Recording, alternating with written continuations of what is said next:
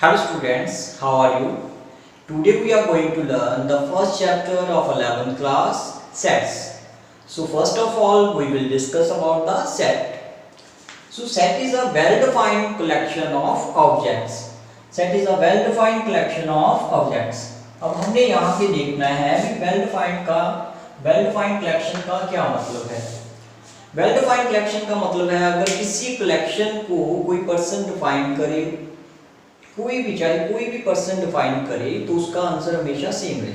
जैसे उस कलेक्शन को मैं डिफाइन करूं तो भी उसका आंसर वही आए, अगर कोई और डिफाइन करे तो भी उसका आंसर वही आए.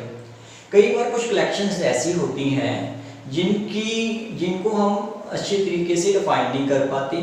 इसमें ऐसे कोई वर्ड होते हैं, जैसे देखो हमने एक कलेक्शन ली है, collection of best teachers of a school.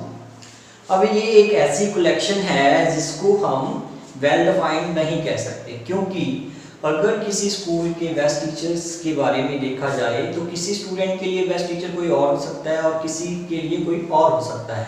तो यहाँ पे जो बेस्ट वर्ड है so it is not well defined. अब हम एक और एग्जांपल लेके चलते हैं, जैसे the collection of most talented person of your city. अब यहाँ पे वर्ड है most talented word, it is not well defined. देखो टैलेंटेड पर्सन बहुत सारे हो सकते हैं, लेकिन हमने वो फाइंड करना है जो सबसे ज़्यादा टैलेंटेड पर्सन है, और जो सबसे ज़्यादा टैलेंटेड पर्सन है वो किसी के लिए कोई और हो सकता है और किसी के लिए कोई और हो सकता है. सो इस कलेक्शन को भी हम सेट नहीं बोल सकते. So this is not a set and this is also not a set. So this collection, ये दोनों कलेक्शंस हमारी सेट नहीं है. This is not set and this is also not a set. अब हम आगे देखते हैं. अब हमने एक कलेक्शन ली है, collection of vowels of English alphabet. अब हमारी इंग्लिश में 5 अल्फाबेट्स होते हैं. अगर हम इसकी कलेक्शन लेते हैं तो हमारे पास कौन कौन से वॉवल्स आएंगे? ए, ई, आई, ओ एंड यू. हमारे पास इस कलेक्शन में ये 5 लेटर्स ही आएंगे. सो इस कलेक्शन को हम वेल डिफाइंड कलेक्शन कहेंगे. सो इस कलेक्शन को हम सेट भी बोलेंगे. So this is the set. इसी तरह हमने एक नेक्स्ट एग्जांपल ली है, collection of all the natural numbers less than 10. अगर हमने नेचुरल नंबर्स के बारे में देखना है और लेस देन 10 हो तो वो हमारे पास आएंगे 1 2 3 4 5 6 7 8 9. अगर हम इस कलेक्शन के बारे में देखें तो अगर कोई भी इसको डिफाइन करेगा तो इसका आंसर हमारे पास यही आएगा. तो इस कलेक्शन को हम सेट कहेंगे. अब हमने देख लिया भी सेट क्या होता है. अब हम देखेंगे भी सेट को कैसे रिप्रेजेंट करते हैं. सेट को रिप्रेजेंट करने के लिए हम कैपिटल लेटर यूज करते हैं. जैसे हमने एक सेट लिया था, इस कलेक्शन को हमने ए से रिप्रेजेंट कर दिया और ए हमारा कैपिटल होना चाहिए. जैसे दिस इज अ सेट ए और इस सेट में ये एलिमेंट्स हैं 1 2 3. These are the elements of the set. अब क्या करना है, जो हमारा सेट है, सेट को हम हमेशा कैपिटल लेटर से रिप्रेजेंट करते हैं. Capital letters. So to represent a set we have to use the capital letter like A, B, C. सारे हम कैपिटल लेटर्स यूज कर सकते हैं अगर सेट को रिप्रेजेंट करना है. अब सेट के कुछ मेंबर्स होते हैं, जैसे ये सारे सेट के मेंबर्स हैं और इनको लिखने के लिए हमें स्मॉल लेटर यूज करने पड़ते हैं. जैसे हमारे पास यहाँ पे तो 1 2 3 है और यहाँ पे हमारे पास जो मेंबर्स हैं ए ई आई ओ यू हैं, तो इसीलिए हमने यहाँ पे स्मॉल लेटर्स लिए हुए हैं. और थर्ड थिंग, जो भी हमने सेट के एलिमेंट लिखने हैं उसमें हमें एक तो कर्ली ब्रैकेट डालनी है और एक कॉमा डालना है. जैसे हमने एक सेट लिखना है, set of even number less than 10. तो सबसे पहले हम इसका नेम देंगे. कोई भी नेम लिख सकते हैं, चाहे ए सेट दे दो चाहे बी सेट दे दो. हमने मान लो ई दे दिया. और इवन नंबर कौन से होंगे?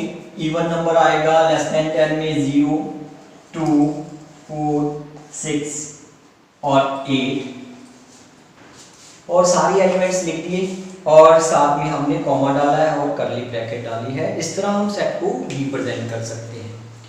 some important points. Order of element in a set is not important. हमें अब यहाँ पे डिस्कस करना है, अगर किसी सेट को हम लिखना चाहें तो उसमें एलिमेंट्स का ऑर्डर मैटर नहीं करता।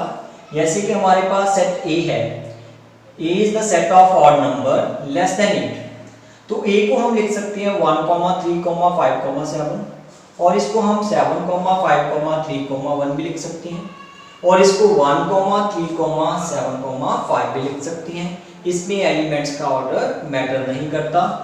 इसी तरह repetition of elements in a set is not allowed. हमें क्या है, जो एलिमेंट्स हैं सेट के उसको रिपीट नहीं करना है।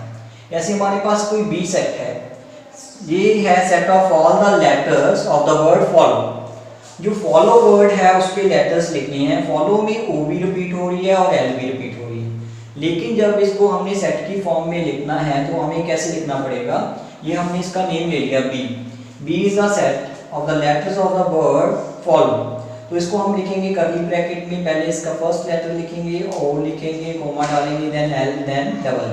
ओ को भी रिपीट करने की जरूरत नहीं है और डबल को भी रिपीट करने की कोई जरूरत नहीं है। सो हमने यहाँ पे दो इंपॉर्टेंट पॉइंट देखे हैं। सेट में ना तो रेपिटेशन अलाउड होती है और ना ही इसमें ऑर्डर मैटर करता है। Now the some standard sets. अब हमारे पास कुछ स्टैंडर्ड सेट्स होते हैं, जैसे कि सेट ऑफ नेचुरल नंबर। अगर हमारे पास कोई नेचुरल नंबर का सेट है, उसको n से रिप्रेजेंट कर देते हैं। n से हम कैपिटल N से उसको रिप्रेजेंट कर सकते हैं। ये हमारा सेट इनफाइनाइट सेट होता है, इसमें बहुत सारे एलिमेंट होते हैं। अगर कोई सेट इनफाइनाइट सेट हो तो उसको डैश के साथ रिप्रेजेंट 1, 2, 3 उसके कुछ एलिमेंट्स लिख देते हैं और बाद में डैश डाल देते हैं, राइट। जैसे हमारे पास डबल जो है, डबल जो means the set of whole number. अब होल नंबर हमारे 0 से शुरू होते हैं और ये भी हमारा इनफाइनाइट सेट है, तो हम कुछ एलिमेंट्स लिख देंगे 0, 1, 2, 3, 4, 5, 6 तक भी लिख सकते हैं, उसके बाद डैश डाल सकते हैं, राइट। अब नेक्स्ट है हमारे पास i और z। ये है हमारा सेट ऑफ इंटीजर। इंटीजर को, सेट ऑफ इंटीजर को या तो i से रिप्रेजेंट कर देते हैं या z से। z हमारा जेलन होता है, जेलन इंटीजर को किसी और लैंग्वेज में जेलन बोलते हैं, इसलिए इसको z से भी रिप्रेजेंट किया जा सकता है। जैसे कि हमें पता है भी इंटीजर्स हमारे सारे positive number, so these are the positive number, and सारे नेगेटिव नंबर इंक्लूडिंग 0, यानी कि all the natural number and the negative of natural number including 0।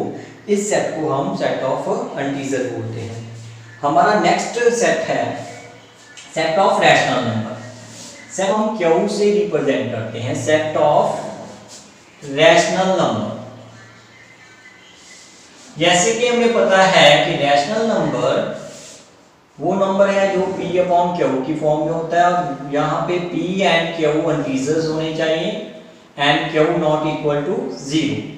जितने भी एलिमेंट p अपॉन क्यू की फॉर्म में होंगे वो सारे रैशनल नंबर होंगे। जैसे कि हमने कोई रैशनल नंबर का सेट लिया है, इसमें बहुत सारे एलिमेंट्स ले सकते हैं, जैसे 1/2, 3/2, -1/2, 0, 5, 7, 1.5। ये सारे हमारे रैशनल,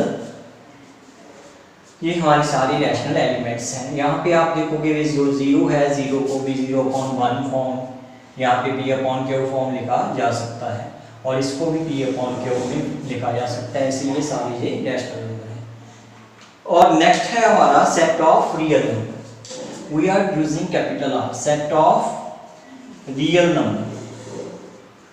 जैसे कि हमें पता है कोई भी नंबर है वो रियल नंबर होता है, तो सेट ऑफ रियल नंबर में हमारे सारे रैशनल नंबर और सारे इरैशनल नंबर आ जाते हैं।